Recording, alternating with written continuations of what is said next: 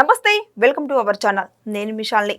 YCP నేతలు వరుసగా జైలుకి వెళ్తుంది మనం చూస్తూనే ఉన్నాం. ఆల్రెడీ వల్లభనేని వంశీ వెళ్ళింది చూసాము, పోసాని కృష్ణమురళి వెళ్ళింది చూసాం. ఇప్పుడు హైలైట్ గా వార్త ఏంటంటే దువ్వాడ శ్రీనివాస్ అరెస్ట్ కాబోతున్నాడని వార్తలు కూడా వస్తున్నాయి. ఇది ఎంతవరకు వాస్తవం తెలుసుకోబోయే ముందు స్టూడియోలో మన ముందున్నారు సీనియర్ జర్నలిస్ట్ దుర్గకుమార్ గారు ఉన్నారు. వారిని కొన్ని విషయాలు మనం తెలుసుకుందాం. నమస్కారం సార్. నమస్తే మిషాల్ని, మనం వీక్షకులు కూడా. సార్, వైసీపీ నేతలు అరెస్ట్ అవుతుంది మనం చూస్తూనే ఉన్నాము. ఇప్పుడు రీసెంట్ గా దువ్వాడ శ్రీనివాస్ అరెస్ట్ అవుతున్నాడని కూడా వార్తలు వస్తున్నాయి. దీని మీద మీ స్పందన ఏంటి సార్? దువ్వాడ శ్రీనివాసు అసలు పరిచయం అక్కర్లేని పేరు. దివ్యల మాధురి అని ఆయన ఒక మహిళతో స్నేహపూర్వకంగా ఉండటం, ఒక జీవిత భాగస్వామిగా చేయటం, దాంతో ఆయన సొంత భార్యతో విభేదాలు వచ్చి రోడ్డుకెక్కి ఇళ్ళకి తాళాలు వేసుకోవటం, రోడ్ల మీద కొట్లాటలు జరగటం, తర్వాత పెరిగిన ఇద్దరు ఆడపిల్లలు పెళ్ళిడికి వచ్చిన వాళ్ళు ఉండటం, ఇదంతా చాలా కాలం రచ్చ సాగింది.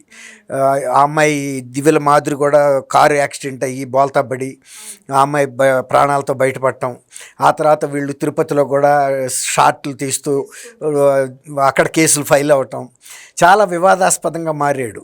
ఈయన అసలు టెక్కల్ ప్రాంతానికి చెందిన వ్యక్తి. టెక్కల్లో గత ఎన్నికల్లో వైఎస్ఆర్సీపీ తరఫున 2 సార్లు కూడా పోటీ చేసిన వ్యక్తి.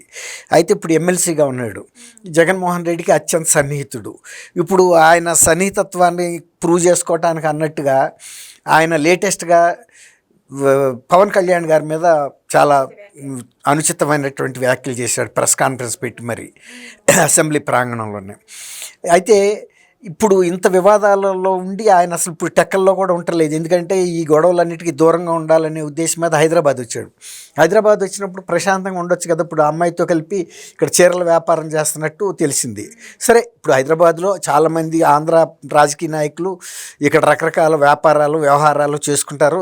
ఆల్మోస్ట్ 99% ప్రజాప్రతినిధులకి, పెద్ద నాయకులందరికీ హైదరాబాద్లో ఆస్తులు ఉన్నాయి, ఇళ్ళు ఉన్నాయి, విల్లాస్ కానీ బంగ్లాస్ కానీ ఎవరి స్థాయిని బట్టి వాళ్ళకు ఉన్నాయి. అట్లాంటప్పుడు ఆయన మళ్ళీ కొత్తగా వివాదాల్లోకి ఎందుకు వెళ్తున్నాడో మనకు అర్థం కాదు. రెండోది, వైఎస్ఆర్సీపీ పార్టీ అయిపోతుంది, అసలు ఆ పార్టీలో ఉన్న ముఖ్య నేతలే బయటకు వచ్చేస్తున్నారు, ఇక ఈ పార్టీ బ్రతికట్టదని. ఇలాంటప్పుడు కొత్తగా ఈయన ఇప్పుడు ఉన్న వివాదాలు సాలలేదు అన్నట్టుగా కొత్త వివాదాల్లోకి తలబెట్టాడు. అయితే ఏమైందంటే ఆయన మాట్లాడిన మాటల్ని ఈ మధ్యలో మంత్రి నాదెళ్ల మనోహర్ గారు ఒక సభలో ప్రస్తావించాడు. కొంతమంది వ్యక్తులు అనుచితంగా దుర్భాషలాడి పవన్ కళ్యాణ్ గారిని కానీ తెలుగుదేశం నాయకులు కానీ జైలుకి వెళ్ళినా కూడా కొంతమంది వ్యక్తులు ఎమ్మెల్సీగా ఉండి అయినా వాళ్ళకి బుద్ధి రాలేదు, వాళ్ళు కూడా అలాంటి మాటలు మాట్లాడుతున్నారు, వాళ్ళకు కూడా తగిన శాస్తి జరుగుతుందని యథాలాపంగా అన్నాడు.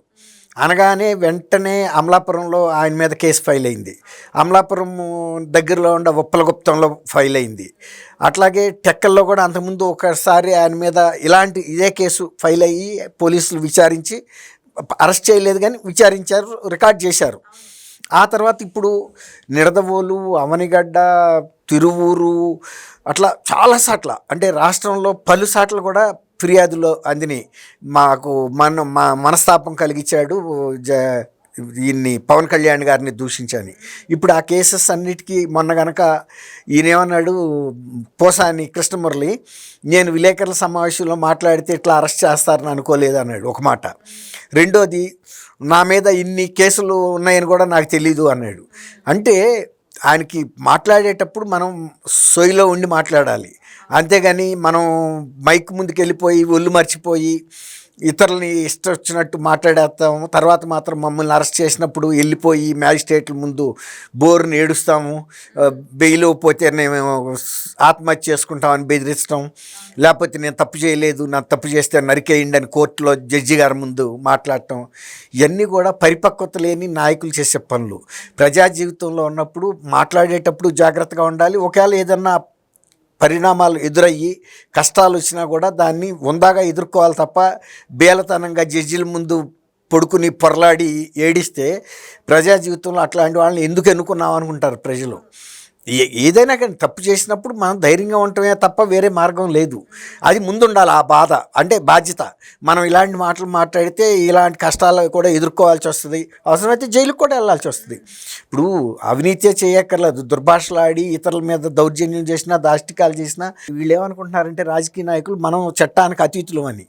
కానీ చట్టాలకు అతీతులు ఎప్పుడు జగన్మోహన్ రెడ్డి గారు లాంటి ప్రభుత్వం ఉంటే అలాగే ఉండింది. చట్టంలో వీళ్ళకి చుట్టం అన్నట్టుగా వైఎస్ఆర్సీపీ వాళ్ళు ఏది చేసినా కూడా వాళ్ళ మీద కేసు ఫైల్ అవ్వాల. హోమ్ డెలివరీ చేసిన అనంతబాబుని అరెస్ట్ చేయలేదు, డాక్టర్ సుధాకర్ని ఎంటబడి చంపిన పోలీసుల మీద చర్య తీసుకోలేదు ఎవరు. తర్వాత ఆ కుర్రాడిని రేపల్లో పెట్రోల్ పోసి తగలబెట్టిన, చంద్రయ్యని గొంతు కోసిన ఏవి కేసు. తర్వాత అంతెందుకు లేటెస్ట్గా ఇప్పుడు వంశీ ఇదే ఉంది. వంశీది అది జరిగింది జగన్మోహన్ రెడ్డి గారి ప్రభుత్వంలో, ఆయన దూషించింది. కృష్ణమురళి దూషించింది కూడా జగన్మోహన్ రెడ్డి గారు ముఖ్యమంత్రిగా ఉన్నప్పుడు. తర్వాత బోరుగడ్డ అనిల్ కూడా ఆయన ముఖ్యమంత్రిగా ఉన్నప్పుడే. కానీ ఆ రోజుల్లో ఎవరు కూడా కేసు ఫైల్ చేయలేదు. ఇప్పుడు ఫైల్ చేసి వీళ్ళందరినీ విచారించేటప్పటికి కోర్టుల ముందు పెడితే రిమాండ్లకు పంపుతున్నారు. ఎందుకంటే ప్రాథమిక సాక్ష్యాధారాలు స్పష్టంగా ఆడియో విజువల్ రూపంలో ఉన్నాయి, దృశ్య రూపంలోను, వీడియోలు. గతంలో మేము వచ్చినప్పుడు ఇంత మీడియా లేదు, electronic media, only print media మాత్రమే ఉండేది.